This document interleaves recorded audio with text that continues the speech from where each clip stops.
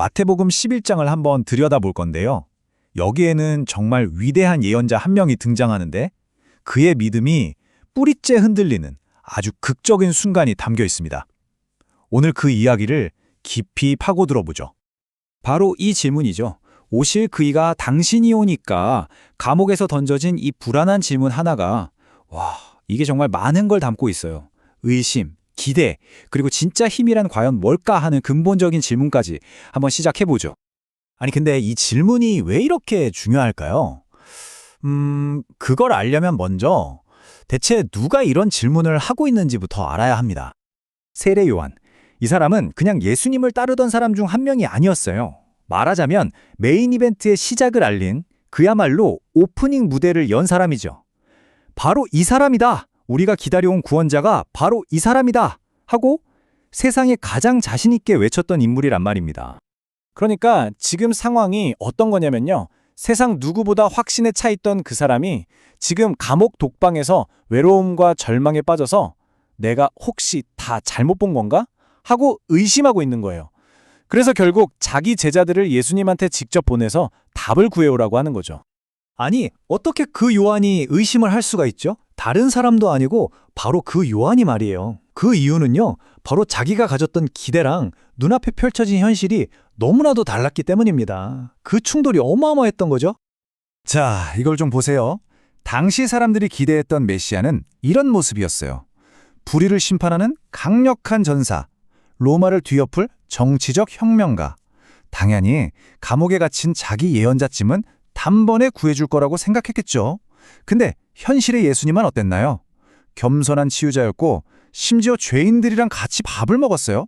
요한은 여전히 감옥에 있었고요. 그러니 요한 입장에선 내가 생각한 그림이 이게 아닌데? 하는 생각이 들 수밖에요. 자, 이렇게 제자들이 와서 직접적으로 묻습니다. 당신이 그분 맞습니까? 이 질문에 예수님은 뭐라고 대답했을까요?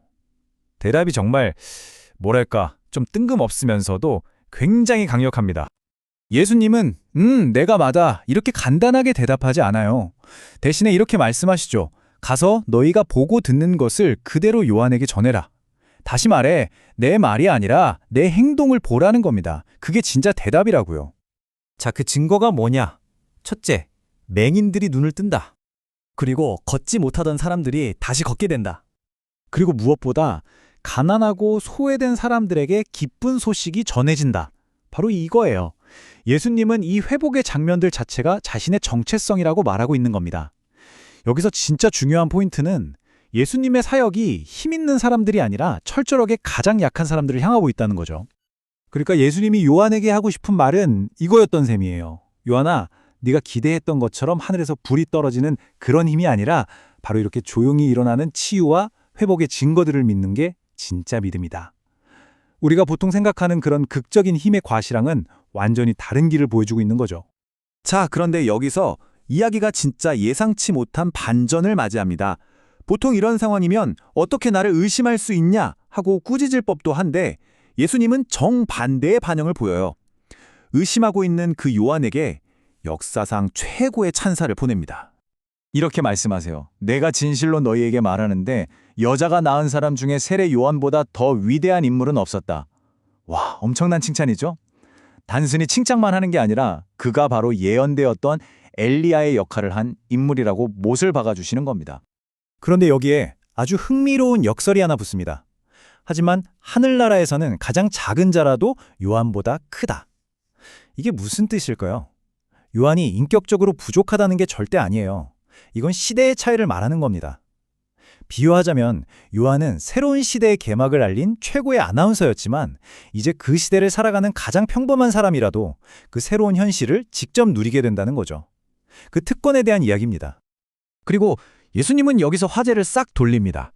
요한 개인에 대한 이야기에서 그 시대 사람들 전체의 문제로 시선을 옮겨가요. 어쩌면 요한의 이 의심조차도 그 시대 전체가 가진 완고함, 그 문제를 비추는 거울이었을지도 모르겠습니다. 예수님은 그 세대 사람들을 장터에서 노는 아이들에 비유하는데요. 이 아이들이 정말 불평불만이 많아요. 피리를 부러져도 춤추지 않고 슬피 울어도 가슴을 치지 않는다는 거죠.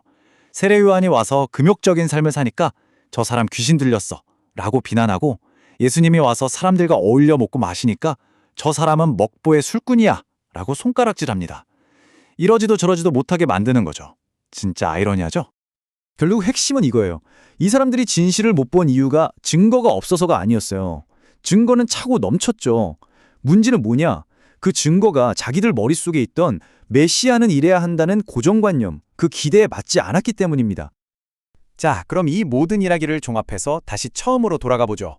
감옥에 있던 요한의 질문, 예수님, 당신이 정말 우리가 기다리던 그분 맞습니까? 예수님의 대답은 명확하게 그렇다입니다. 하지만 동시에 그러나 내가 그분인 방식은 너희가 생각하는 것과는 완전히 다를 것이다 라는 말이 숨어 있죠. 진짜 힘은 세상을 무력으로 정복하는 게 아니라 깨어진 것을 회복시키는 데서 나온다는 거예요. 조용한 치유, 모든 걸 끌어안는 포용, 그리고 섬김, 이게 바로 예수님이 보여준 새로운 힘의 정의였던 거죠. 이 오래된 이야기가 결국 오늘 우리에게도 똑같은 질문을 던지는 것 같아요. 혹시 우리도 힘이라면 의뢰 일해야지 하는 기대를 가지고 크고 시끄러운 것만 쫓고 있지는 않은가요? 그러면서 우리 주변에서 조용하지만 분명하게 일어나고 있는 진짜 회복과 변화의 신호들을 놓치고 있는 건 아닐까요?